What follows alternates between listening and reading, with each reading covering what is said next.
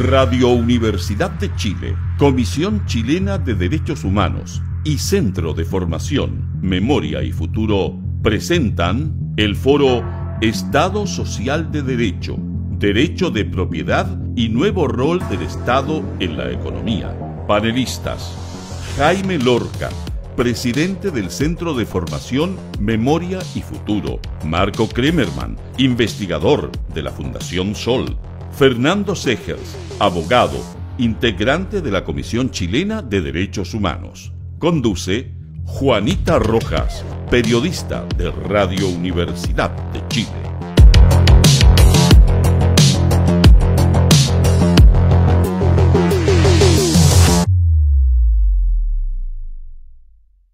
Bueno, un gusto estar con ustedes aquí en Radio Universidad de Chile, la radio que piensa. En esta oportunidad me tocó hacer el reemplazo de alguien que es irreemplazable, pero de todas maneras estoy muy contenta de poder estar acá en este programa, en este conversatorio, ¿no es cierto?, que estamos haciendo en este ciclo de análisis que estamos haciendo junto con la Fundación Memoria y Futuro, para hablar de distintos temas. Estoy en reemplazo de Patricio López, que es el conductor habitual, pero yo confío en que en esta oportunidad quienes me acompañan, ¿no es cierto?, nos ayuden a sacar este programa adelante.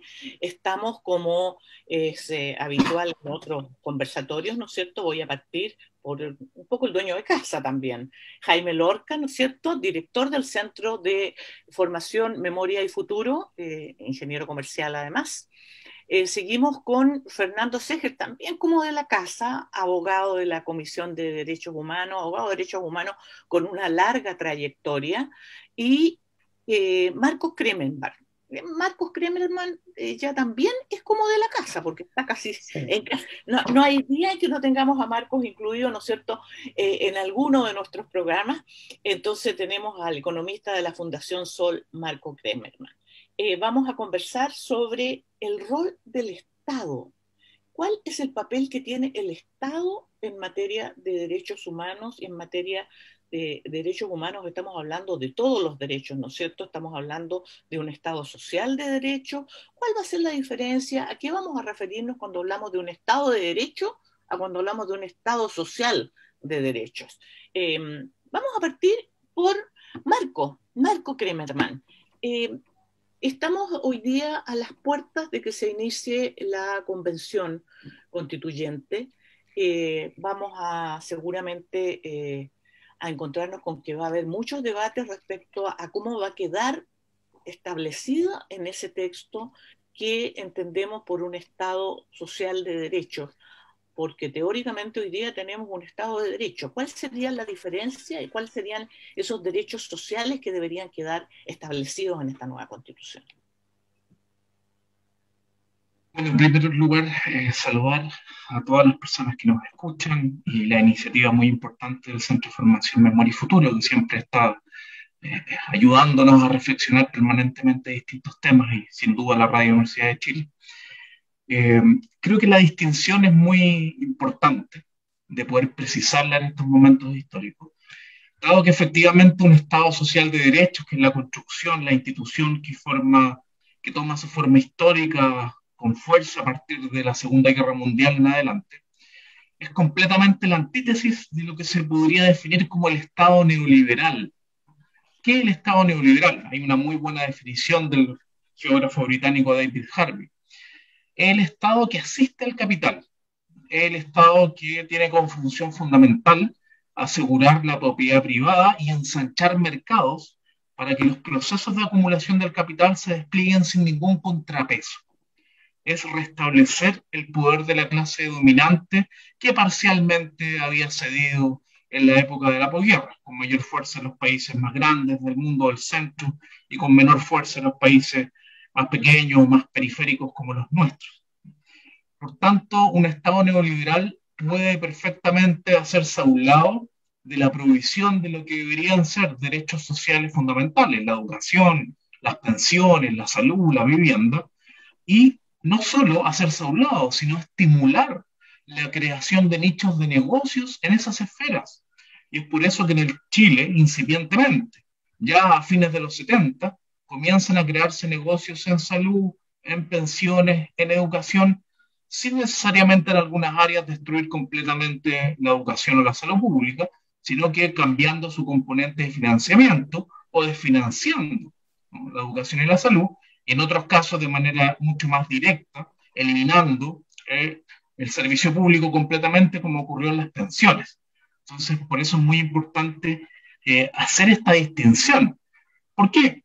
Porque acá hay un mito que se ha construido intencionadamente, que es el mito de la libertad, desde mi punto de vista.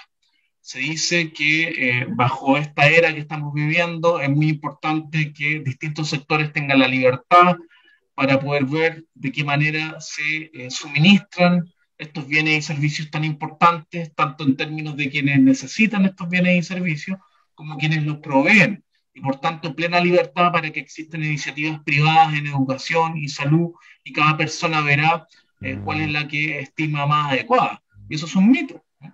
Porque no existe libertad, o es una libertad muy acotada, si es que no existen derechos sociales garantizados de carácter público, sin distinción, porque nadie está eliminando la posibilidad, al definir un Estado social de derechos, por ejemplo, de que exista un componente privado de salud, o que exista la posibilidad de hacer ahorro provisional voluntario, o que existan escuelas particulares pagadas.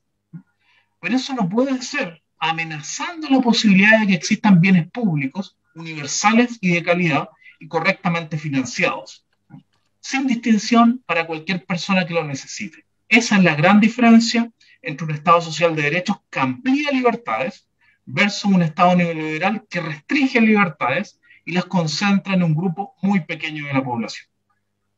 Jaime, a propósito de lo que dice Marco, ¿es factible que el Estado pueda asegurar ese tipo de derechos sociales en el sentido de lo que implica una carga para el Estado en algún minuto, si es que efectivamente esos derechos son asegurables? Sí, evidentemente que es factible. El tema es la voluntad política de hacerlo así, ¿no? El país, acorde al nivel de desarrollo que ya tiene, podría perfectamente garantizar un mínimo digno en cualquiera de esos frentes que ha hablado Marco, en educación, en salud, en vivienda y, por cierto, en previsión social, ¿no? En el pasado era en cierta medida así. El Estado progresivamente fue siendo capaz de tener una educación pública masiva, de calidad, quizás no en el nivel terciario, en el nivel universitario, todavía en eso era una universidad más bien selectiva, más bien restringida, ¿no? No tuvo la masificación que lo tuvo después en el proceso de eclosión de universidades privadas, ¿no? Pero en lo básico, en la universidad, yo me eduqué en la universidad pública toda mi vida, ¿no? Después estaba el tema de la salud, el Servicio Nacional de Salud, un servicio de lujo, ¿ah? En los hospitales, en la atención primaria, etcétera, etcétera. Todo eso fue muy desarmado por la dictadura, por estos Chicago Boys que se impusieron desde el año 75 en adelante y progresivamente en los años 80. Y desgraciadamente siguió y siguió y siguió, incluso después de la transición a la democracia, este proceso de validación del neoliberalismo. El Estado, nosotros afirmamos de Memoria y Futuro, tiene los recursos en el país, la riqueza está, lo que pasa es que está, como dice vulgarmente la gente, muy mal pelado el chancho, ¿no es cierto? Muy mal pelado el chancho. Acá hay fortunas enormes que ya se están refugiando en los paraísos fiscales, que ya se están refugiando en los Estados Unidos, en otras naciones, porque ellos no tienen bandera, no tienen patria, ¿no? Ellos siguen las corrientes de rentabilidad y nosotros tenemos que hacer que tributen acá, ¿no? Acá están los recursos y que esa riqueza enorme, no renovable que se llevan, por ejemplo, las mineras, tribute acá. Entonces sí están los recursos. Y también las empresas del Estado que hoy día existen y otras que puedan existir mañana por disposición legal del futuro ordenamiento democrático chileno, obviamente que tiene que ser una gestión rentable, tiene que ser una gestión eficiente desde el punto de vista del manejo financiero, presupuestario de esas entidades, porque no es desde allí donde se hace la política social. La política social se hace desde el Estado central, democráticamente gestionado y descentralizadamente aplicado. Bueno, evidentemente es desde el Estado, desde el aparato del Estado, ¿no es cierto?, que se diseñan y se implementan las políticas públicas que son las que finalmente pueden entregar y otorgar esos servicios y esos beneficios. Pero, Fernando, ¿tú tienes una idea de cuáles son las orientaciones que hay en materia de derechos humanos a nivel internacional para que el Estado efectivamente pueda proveer de esos derechos a la ciudadanía? ¿Cuáles son las experiencias que hay en la materia?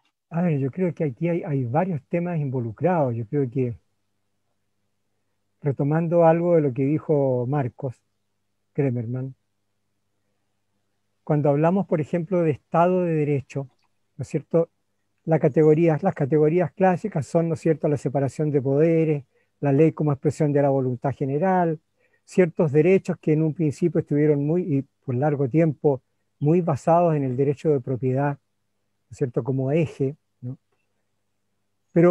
Y ciertos controles sobre los actos del poder. Pero cuando hablamos de un Estado social de derecho, ¿no es cierto?, un eje fundamental hoy día es el respeto, la protección, la promoción y la garantía de los derechos humanos en su integralidad. Un principio fundamental hoy día es el de la indivisibilidad de los derechos humanos. Y en la base está la dignidad de la persona humana y el principio de igualdad y no discriminación, con repercusiones en todos los ámbitos, según lo ha destacado una y otra vez Naciones Unidas, incluso en aspectos que son bastante prácticos, ¿no? Entonces,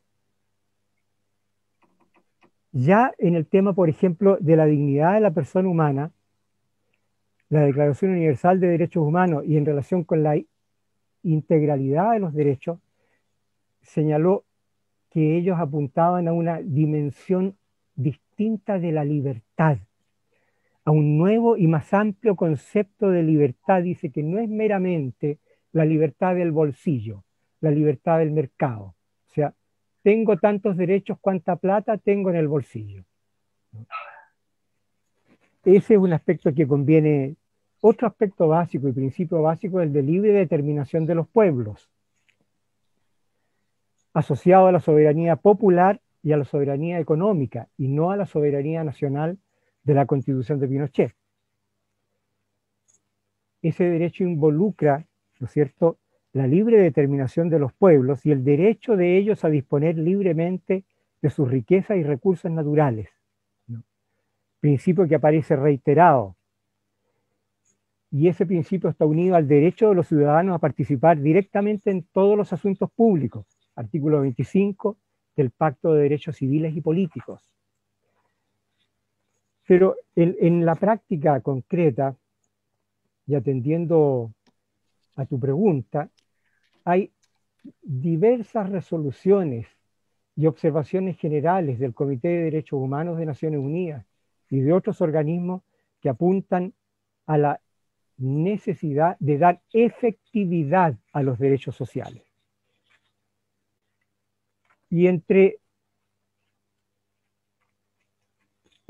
esos aspectos y esas referencias, ustedes saben que el Pacto de Derechos Económicos, Sociales y Culturales contempla una realización paulatina, progresiva, de esos derechos y tiene en cuenta las restricciones derivadas de la limitación de recursos, pero impone varias obligaciones de efecto inmediato. Dos de estas resultan particularmente importantes. La primera es que los estados se comprometen a garantizar que los derechos se ejercerán sin discriminación. Y la segunda, que se obligan a adoptar medidas, y este es un compromiso no condicionado.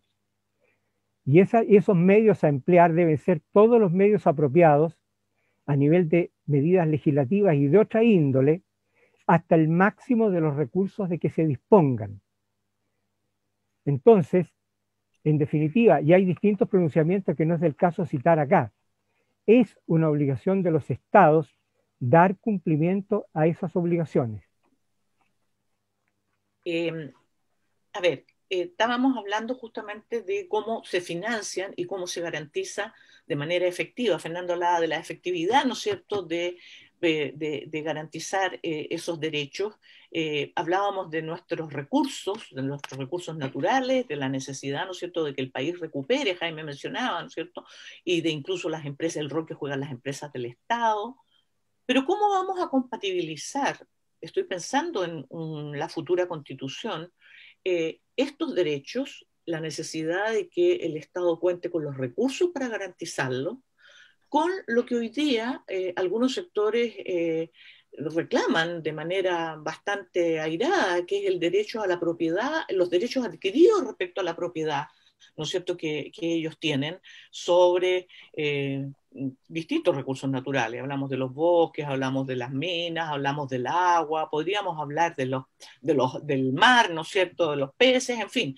Hablamos de una serie de recursos que hoy día están en manos privadas y que para poder hacer ese proceso al que se refiere Fernando, ¿qué podríamos hacer? ¿Cómo podríamos mantener el respeto, entre comillas, a la propiedad privada y garantizar que el Estado tenga los recursos para proveer de los derechos de manera justa y equitativa, como decíamos, ¿no es cierto?, sin discriminaciones a todos los ciudadanos?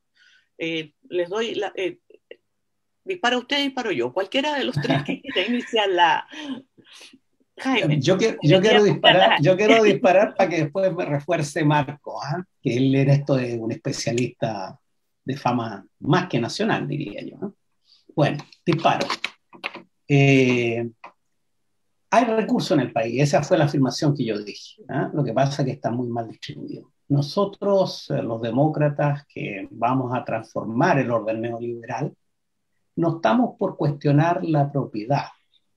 Vamos a ver, sí, que el ejercicio que se ha hecho de ella, sin considerar el interés nacional, el interés público, ha sido un ejercicio abusivo del derecho de propiedad. Y hay unas cuestiones básicas, Juanita, es que nosotros no le vamos a poner comillas a ese respeto. Lo vamos a hacer, lo vamos a respetar, ¿no? Salvo en cuanto entra en contradicción contra el interés común o el bien nacional, el interés nacional. Respecto de cómo financiarlo, yo creo que hay un grueso trazo en el tema tributario. Acá hay mucho paño que cortar. Y hay bastante consenso nacional respecto de que, dado el estado en que va a quedar el país después de esta interminable pandemia, ¿no?, estado económico, social, ¿no?, crítico, ¿no?, y dado también de que existe una justa aspiración a el fin de los abusos, llamemos, y recuperación de dignidad en amplios sectores de la población, evidentemente que va a requerir mayor gasto social, mayor compromiso del Estado. Y para gastos permanentes, ingresos permanentes. No podemos generar déficits progresivos, ¿no?, que provoquen desequilibrio en la economía nacional. Por cierto que hay amplio espacio todavía para endeudamiento fiscal, y eso ha estado claramente demostrado. Y además en unas circunstancias en que las tasas de interés mundiales están particularmente convenientes. Por lo tanto, yo creo que la política tributaria es un tema central, ¿no? Y a lo mejor Marco nos puede ilustrar cuánto como porcentaje del PIB podemos avanzar en eso sin, digamos, generar crisis de otra índole, ¿no? Pero una política tributaria responsable, importante, que apunte a la desintegración del sistema tributario, ¿no?, al aumento de algunas tasas del impuesto de segunda categoría, ¿no?, que impulse esto de que se ha dicho el impuesto a los super ricos, que es el impuesto al patrimonio de aquellas fortunas individuales superiores a 5 millones de dólares globales y netos, ¿no?, etcétera, etcétera. Entonces ahí hay un campo importante, la política tributaria. La otra cuestión que yo decía es el tema del royalty. El Estado ha estado concesionando distintas actividades mineras de riquezas que son del Estado, ¿no?, por definición constitucional, que no ha sido alterada, y eso es quizás la principal y más histórica reforma del gobierno del presidente Salvador Allende, ¿no?, en junio de 1971, la nacionalización del cobre. Pero también están las riquezas del litio, que caen en la misma categoría, y en otras, ¿no?, en las cuales a royalty a veces internacionalmente comparativamente bajos se están llevando del país con muy poco valor agregado o nulo valor agregado, como concentrados de cobre y otros, ¿no? Entonces ahí hay otro campo importante para redefinir los términos de esas concesiones, muchas de las cuales en el tema minero, Juanita, tú habrás de saber que eso terminan pronto, ¿no? Entiendo en el 2023. Hay algunas que terminan en el 2023 y por eso están y otras en el 2028. Claro. De renegociar nuevos contratos y nuevos. Esperemos qué dice la Convención Constitucional, esperamos qué dice el nuevo gobierno democrático y el nuevo Parlamento democrático que vamos a conquistar en noviembre, ¿no? Ahí vamos a ver cómo se defiende el interés nacional. Y por último, Juanita, ¿no es cierto? Es el tema de que mencionabas tú bien, las empresas del Estado bien gestionadas. Es un mito que han establecido este estigma sobre que el Estado es intrínsecamente eficiente para administrar empresas.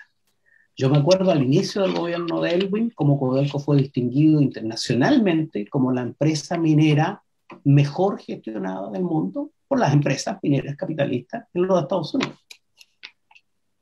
Bueno, Marco, Jaime te dejó ahí te dejó la pelota dando bote con esto de efectivamente cuánto vamos a necesitar, cuánto podemos recaudar si se cambia, ¿no es cierto?, la estructura tributaria de nuestro país. ¿Es posible hacerlo?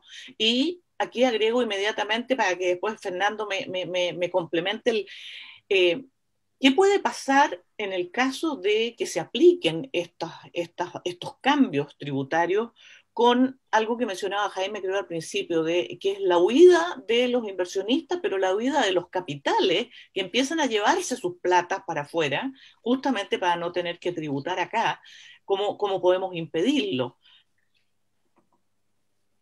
Sí, bueno, hay varias aristas importantes, relevantes que comentar.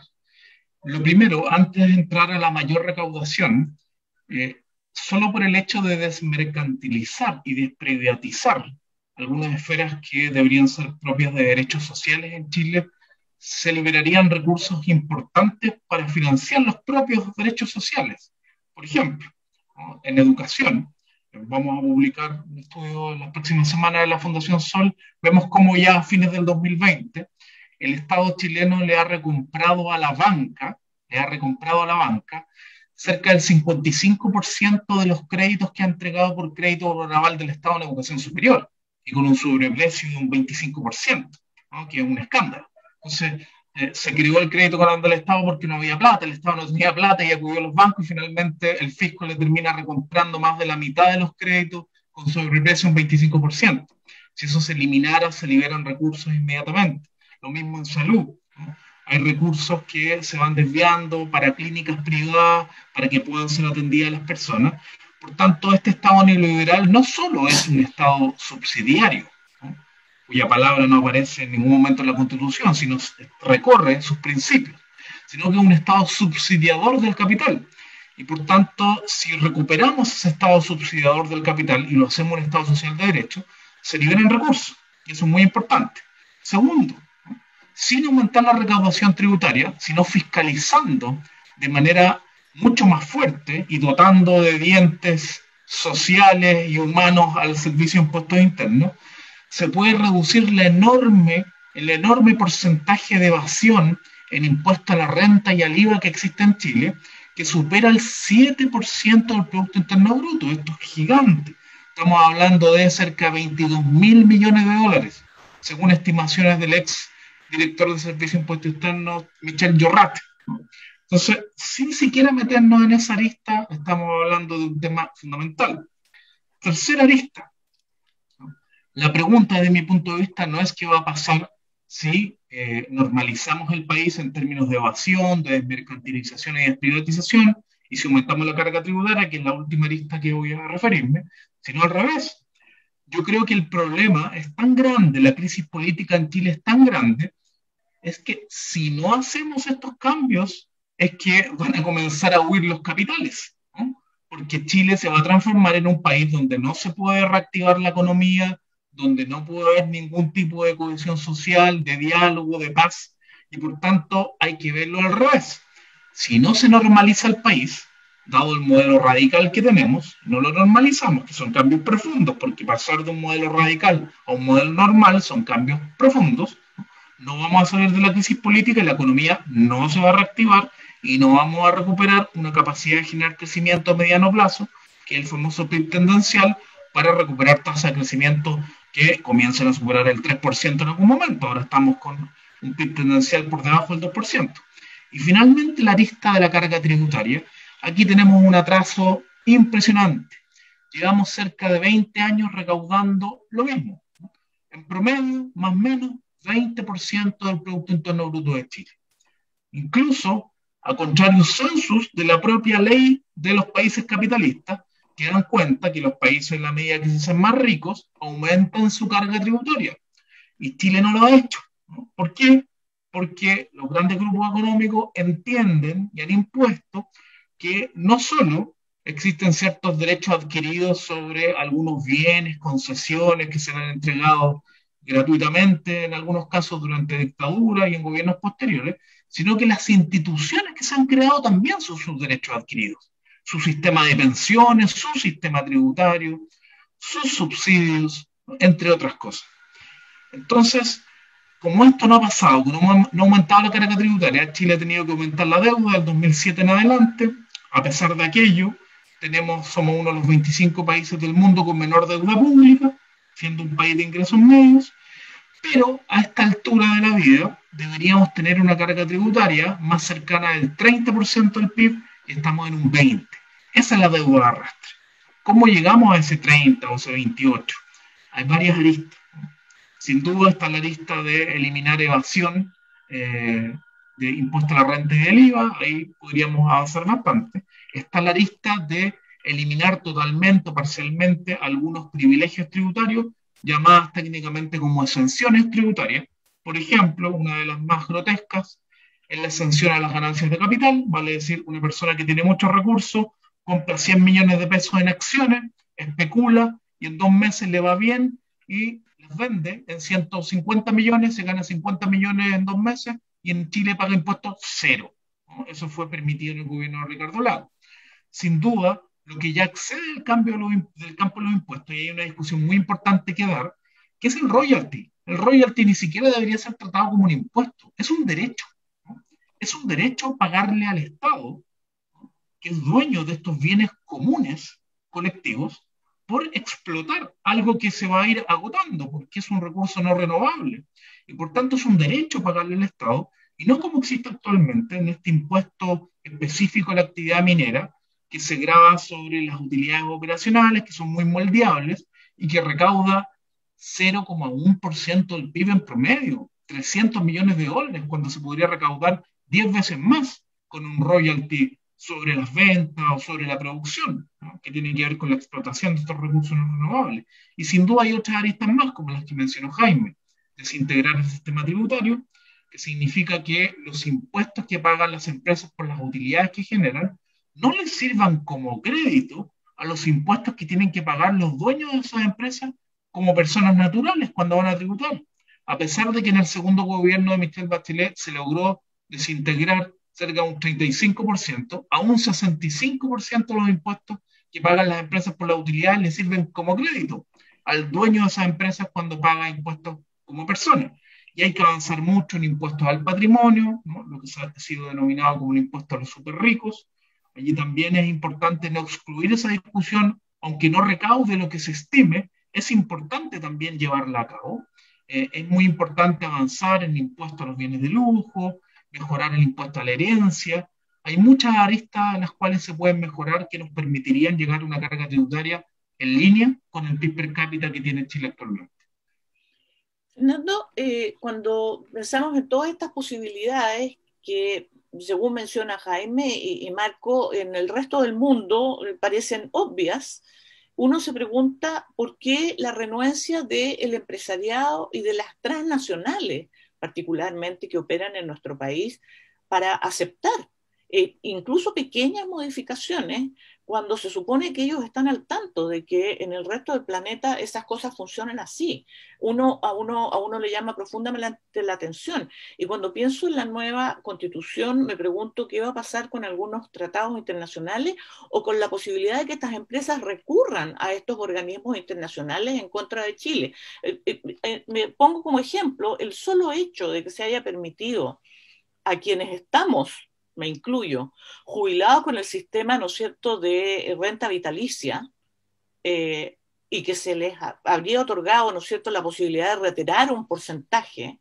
Bueno, las transnacionales dueñas de de esas aseguradoras inmediatamente amenazaron al Estado de Chile con ir a llevarla a organismos internacionales. De hecho, hay una que entiendo que hizo una presentación. Entonces, en términos del derecho internacional, ¿qué posibilidades tenemos de efectivamente modificar las condiciones en las que se establecieron estas grandes empresas? Y ni hablar de lo que son las grandes fortunas nacionales, que a la primera de cambio también van a recurrir seguramente a normativas internacionales para defender sus intereses. Por cierto, ellos van a repetir su discurso, van a insistir en la campaña del terror archiconocida. Ellos saben perfectamente lo que tú estás planteando, Juanita. Lo saben perfectamente y van a usar los recursos legales de derecho interno o derecho internacional de acuerdo a los tratados que se hayan suscrito o a los acuerdos que estén vigentes entre Chile y otras entidades, organismos o países. De ahí la importancia, por ejemplo, de haber impedido que se apruebe el TPP-11, que contiene aspectos que van justamente en la línea que tú señalas, ¿ya? La nueva constitución va a marcar una nueva hoja de ruta, ¿no? Y el Estado chileno va a tener que defender en esa situación, digamos, los derechos que a nuestro juicio son prioritarios y que tienen que ver justamente con los derechos sociales acerca de los cuales estamos hablando. Fernando, justamente entre los comentarios estos que salen, ¿no es cierto?, de todo tipo, se ha dicho, por ejemplo, que los constituyentes están de alguna manera amarrados por los tratados internacionales que Chile ya tiene firmado y que habría cosas que no podrían incluir en la nueva constitución. ¿Están así? No, no diría yo que están así, digamos. Eh, insisto en señalar que hay derechos que tienen un rol preponderante.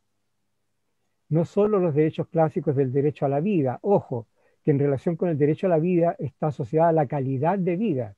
Y hay pronunciamientos de cortes internacionales, ¿no?, que conectan el derecho a la vida con la calidad de vida en materias como el derecho al agua y otra serie de temas más, dando prioridad al medio ambiente, dando prioridad a esos derechos, digamos. Entonces, en definitiva, el tema es realmente complejo, pero la solución va por el camino que estamos comentando. Hablábamos de lo que implica, ¿no es cierto?, hacer este proceso de cambio al que en algún minuto se refirió Fernando, ¿no es cierto?, de un modelo de desarrollo, de modelo neoliberal, a lo que dicen los organismos internacionales, ¿no es cierto?, de estos cambios que tienen que ser progresivos, que necesariamente tienen que tener un plazo, no pueden ser bruscos de la noche a la mañana, y que pueden hacerse también en la medida que el Estado cuente con los recursos. Si tomáramos en cuenta todo lo que mencionó Marco, por ejemplo, en términos de modificar la estructura impositiva, las exenciones tributarias, el royalty del que hablaba Jaime, en fin, hay una serie de cosas que se podrían hacer sin necesidad, ¿no es cierto?, de hacer cambios traumáticos. ¿Cuál es el rol que juega la propiedad privada en el futuro Chile, en el futuro de nuestro país con esta nueva constitución? Porque finalmente el Estado tiene rol y tiene la obligación de garantizar derechos a la integridad física, como decía Fernando, y a la integridad en términos de derechos sociales y económicos. Pero, ¿qué rol tiene la propiedad privada para cumplir con esos derechos sociales? el punto es, Juanita, que en la Constitución vigente establece un derecho de propiedad absoluto, decimonónico, ¿no? Y el Sistema Internacional de Derechos Humanos establece el derecho no de propiedad abstracto e intocable, sino que el derecho a la propiedad, que puede ser individual o colectiva, dice la Declaración Universal de Derechos Humanos. Y además a eso va asociado la función social de la propiedad en la Convención Americana de Derechos Humanos. Son parámetros enteramente distintos y es cuestión de ver los pronunciamientos de la propia Corte Interamericana en relación con la propiedad indígena o con los derechos de los pueblos originarios sobre tierra en casos en que ha existido atropello a esos derechos. Es otro concepto enteramente distinto de propiedad, ¿no? Y por tanto, sí, y Fernando. eso tiene repercusiones en todos los ámbitos, incluso en el tema del derecho al agua, que es un tema que podemos tocar, pero que es la grosería mayor, digamos. Perdón. Jaime, estábamos hablando del derecho a propiedad. Ese derecho tiene un límite, como menciona Fernando, pero la propiedad privada va a seguir existiendo. ¿Cuál es el rol? ¿Qué papel puede jugar dentro de este nuevo Chile que se supone que vamos a ir armando, ¿no es cierto?, paulatinamente a raíz de esta nueva Constitución. Sí, sí, eso es importante. Este Chile lo vamos a armar entre todas y todos, ¿eh? Todos los que queramos, a nadie vamos a obligar a participar, ¿no? Esto es un hecho voluntario. Vamos a tratar de motivar la participación máxima, sobre todo de las juventudes en este proceso histórico y único en Chile. No hay precedentes de algo similar a lo que va a ocurrir a contar del 4 de julio. Nosotros, desde Memoria y Futuro, nosotros pensamos en una economía plural, ¿no? Donde hay distintas formas de propiedad, donde está, por cierto, la propiedad comunitaria, está la propiedad estatal, está la propiedad privada, ¿no? En sus distintas expresiones y tamaños, ¿no? Lo que sí es claro es que acá en muchos sectores de la economía, y en eso Marco también nos podría dar una charla, hay grados de concentración monopólica aberrantes, ¿no? Que constituyen oligopolios o monopolios donde muy pocos actores dominan completamente qué sucede en ese sector de la economía y por lo tanto en el manejo de los precios y las tarifas y lo que sea, ¿no? Bueno, obviamente el Estado tiene que evitar prácticas monopólicas, tiene que buscar desconcentración, tiene que buscar difuminar la propiedad, tiene que entrar a participar en algunos sectores estratégicos allí donde sea necesario, etcétera, etcétera, ¿no? Entonces, lo primero es ver una economía plural, ¿no? Donde es importante el rol que van a jugar a futuro formas cooperativas, comunitarias, pero por supuesto que la propiedad privada en los medios de producción va a seguir existiendo. Lo que sí, y en esto Fernando nos puede apuntalar, va a estar reglada, limitada, normada y sancionada por un Estado, y no solo por un Estado, por una gente empoderada, por una gente organizada, por una gente consciente de sus derechos, también de sus deberes, ¿no? Pero de sus derechos vamos a firmarlos ahora. Entonces, claro, el capitalista va a ser libre para emprender y en buena hora, y ojalá que sea creativo y genere ideas y impulse el desarrollo nacional, de oportunidades de empleo, pero va a tener que respetar las leyes laborales, el nuevo Código del Trabajo, ¿no? Va a tener que negociar con sus sindicatos, va a tener que aprender a sentarse en una mesa de manera respetuosa y no a tirar el mantel, va a tener que respetar el medio ambiente en aquellas áreas de la producción que toquen, impacten el medio ambiente, va a tener que respetar, ¿cierto?, el código sanitario cuando sean áreas que toquen ese aspecto, etcétera, etcétera, ¿no? Y por supuesto que va a tener que cumplir su deber tributario, porque como bien dijo Marco, Chile es campeón mundial de varias tonteras, y dentro de eso de la evasión y de la ilusión, es campeón mundial. Y esa fiesta se acabó esa puerta giratoria. Por lo tanto, un servicio de impuesto interno potenciado en un par de años, con toda la tecnología y con fiscalizadores motivados y patrióticos, van a lograr hacer que eso se acabe. Entonces, van a tener que cumplir deberes tributarios para con toda la nación. deberes laborales para con sus propios trabajadores, entender que trabajadores con la camiseta puesta, involucrados en el porvenir de ese negocio, son sus mejores socios, sus mejores aliados para ser exitosos en el mercado y para tener ganancias fundadas, ¿no? Y no fundadas en la superexplotación de sus propios trabajadores, sino que fundadas en su creatividad y en su capacidad de dar una versión original a su producto, a su servicio, y hacer encantar a sus consumidores o a sus clientes, ¿no? Eso yo diría, Juanita. Yo añadiría algo, ¿eh? Hay una multitud de temas que están asociados en esto. Hay muchos que confunden la libertad con el libertinaje más completo en relación con el derecho de propiedad. Por ejemplo, un tema tan importante como el ordenamiento territorial asociado con el medio ambiente. Un señor X construye un edificio al borde de la playa, lo hemos visto. O bien el plan regulador dice que se puede construir hasta 10 o 12 pisos, pues bien construyen a 15 o 20 y ahí queda el edificio puesto, ¿no? Amén de que hay municipios que no tienen sus planes reguladores actualizados y otros que ni siquiera los tienen.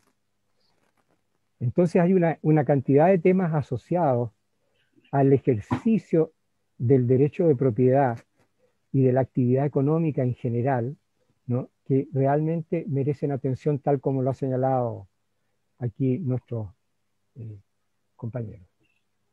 Marco, hemos escuchado durante todos estos minutos la necesidad de modificar, por ejemplo, ciertas normas en materia tributaria, la debida fiscalización, la garantía de los derechos, pero hace un rato mencionaste que iba a ser indispensable para poder salir después de esta pandemia y lograr efectivamente un mayor nivel de desarrollo, modificar esa carga tributaria. Comparabas que en Chile era el 20 y decías en el resto del mundo el 30.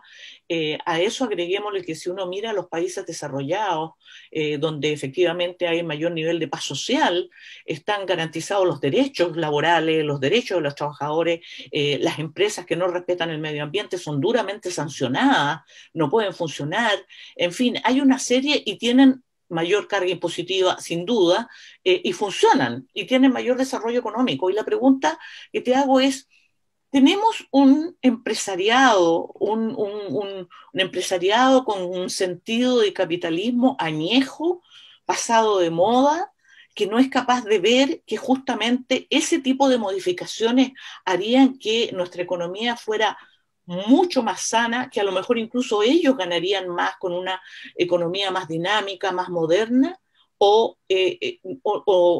no sé, no entiendo cuál es el objetivo de quedarse pegados a fórmulas que al parecer no son las mejores, porque en el resto del mundo no las están practicando.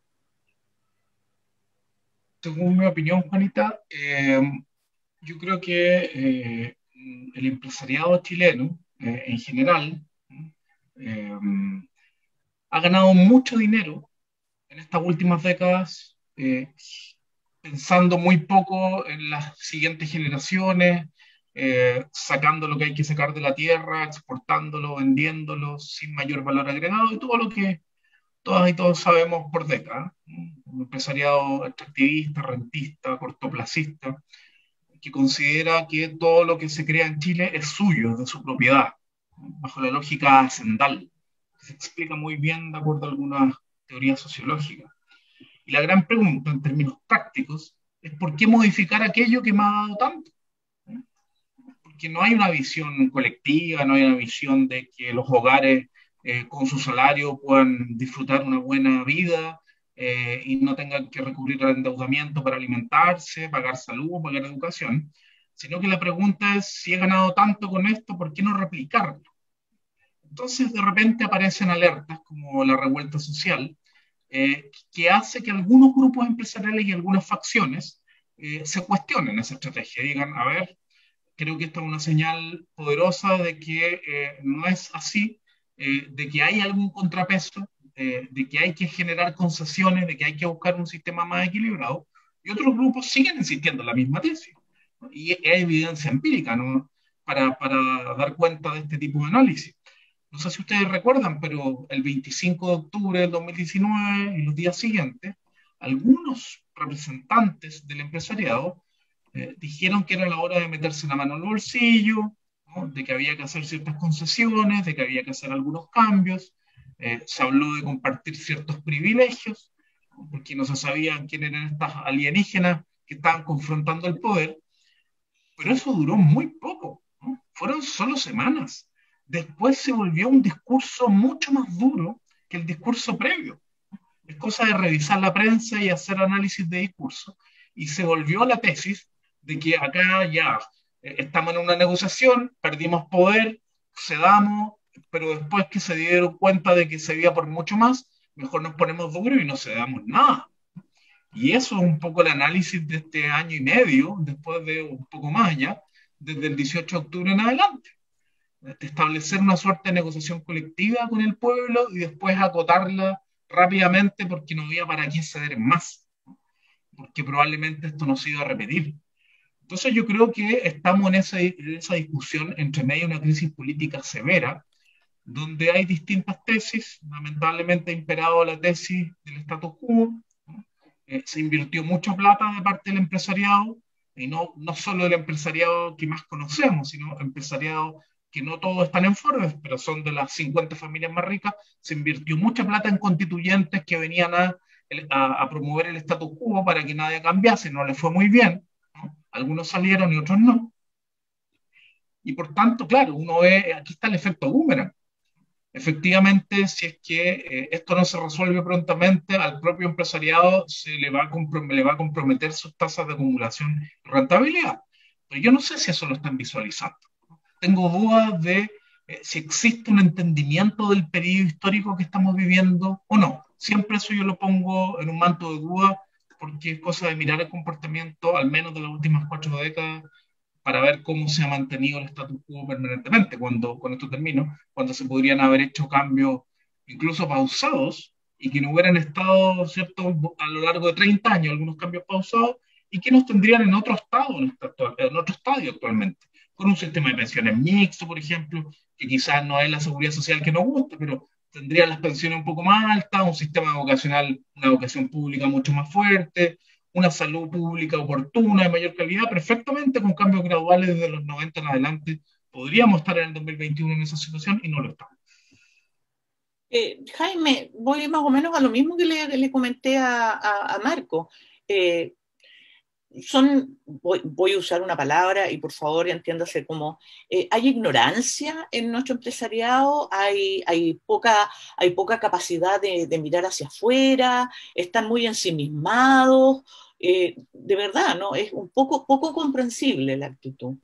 No, todas esas, Juanita, todas esas. Están muy ensimismados, viven en una burbuja, en un gueto, se veranean en los mismos lugares, se educan en los mismos colegios, etcétera, etcétera. Es eso, tampoco son de muchas luces, mucha parte de ellos han heredado su fortuna, unos pocos son los creativos, pero más que nada la versión rentista y especulativa que mencionaba Marco, ¿ya? Quizás, no sé si hay alguna excepción, pero pensemos en el yerno Pinochet como un paradigma de las cuestiones, pues, además de esta riqueza espuria que se ha construido en Chile. Me refiero a Ponce Lerú, ¿no?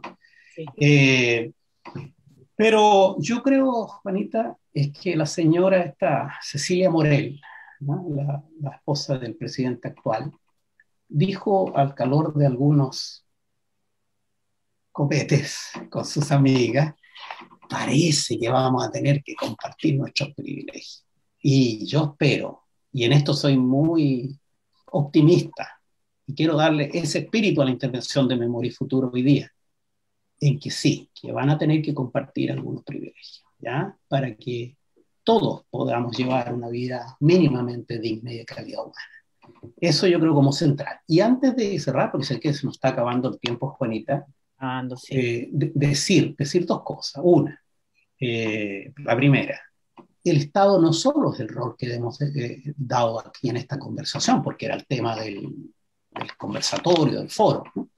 El Estado debe ser el gran orientador del desarrollo de la nación, a través de la planificación nacional democrática de corto, mediano y largo plazo, que incorpore a todas las regiones, que vea todas las dimensiones de la nación, que etcétera, etcétera, etcétera, ¿ya? Y en eso le va a dar una señal a los privados pequeños, medianos, grandes, también a la economía comunitaria, ¿no es cierto?, a la pequeña propiedad, etcétera, a todos los actores para saber para dónde va la micro, ¿ya? Porque aquí tenemos que tener una visión a 20, a 30 años plazo para dónde va el país, ¿no? Pero además, ese Estado no solo va a ser planificador, sino que va a tener que ser promotor de desarrollo, va a tener que asociarse con privados, con pequeños empresarios ingeniosos, desarrollar áreas nuevas de tecnología, de valor agregado del país, de ciencia, etcétera, etcétera, de los grandes potenciales de riqueza y talentos que tiene esta nación desaprovechados por un grupo pequeño, oligárquico, rentista, parasitario y antinacional. Bueno, y además ese Estado, recordemos, ¿no?, que es un Estado que no está acá en Santiago, porque hay gente que cree que el Estado está aquí en la región metropolitana, y para que ese desarrollo sea efectivo tiene que ser participativo, sin duda, y pensar que en los territorios hay mucha creatividad, y en los territorios saben mejor que los que vivimos acá lo que efectivamente necesitan y lo que los puede ayudar a desarrollarse, y por lo tanto ese Estado que está en las regiones puede ser tanto o más importante que el aparato centralizado que está aquí en Santiago. ¿Alguno de ustedes quiere hacer un cierre, por favor, porque se nos acaba el tiempo? ¿Alguno sobre este tema? Marco, Fernando. En definitiva, el Estado debe tener un rol activo en el cumplimiento de sus obligaciones internacionales en materia de derechos humanos en su integralidad. Eso diría yo. Y esperemos que efectivamente la nueva Constitución implique, ¿no es cierto?, que esos derechos que a nivel internacional están estatuidos sean efectivamente garantizados. Así es. Bueno, como pueden ver ustedes, empezamos a conversar y se nos fue el tiempo volando. Este nuevo conversatorio de Radio Universidad de Chile con el Centro de Pensamiento, Memoria y Futuro. Jaime, muchísimas gracias como siempre por estar con nosotros. Fernando, te agradecemos muchísimo que estés, ¿no?, como siempre en la radio. Y Marco Kremerman, 1.000.000 de gracias, porque siempre nos ilumina con toda la información y con todos los antecedentes que maneja. Así que les agradecemos muchísimo, muchísimo que nos hayan acompañado en esta tarde ya, ¿no es cierto? Porque ya no estamos... Tarde-noche, ¿no? Ya es tarde-noche ya, pero ahora ya la noche empieza a las 5 de la tarde, Jaime. Está Cierto. Claro, la noche ya parte a las 5 de la tarde, entonces ya, sí, tarde-noche, efectivamente, tienes toda la razón. Muchísimas gracias a todos quienes nos acompañaron, a todos nuestros auditores, y será hasta la próxima. Nos encontramos. Muchísimo. Estén bien. Gracias, chao. Saludos a todos. Chao. Radio Universidad de Chile, Comisión Chilena de Derechos Humanos y Centro de Formación, Memoria y Futuro presentaron el foro Estado Social de Derecho, Derecho de Propiedad y Nuevo Rol del Estado en la Economía. Panelistas: Jaime Lorca, presidente del Centro de Formación, Memoria y Futuro; Marco Kremerman, investigador de la Fundación Sol; Fernando Segers, abogado, integrante de la Comisión Chilena de Derechos Humanos. Condujo Juanita Rojas, periodista de Radio Universidad de Chile.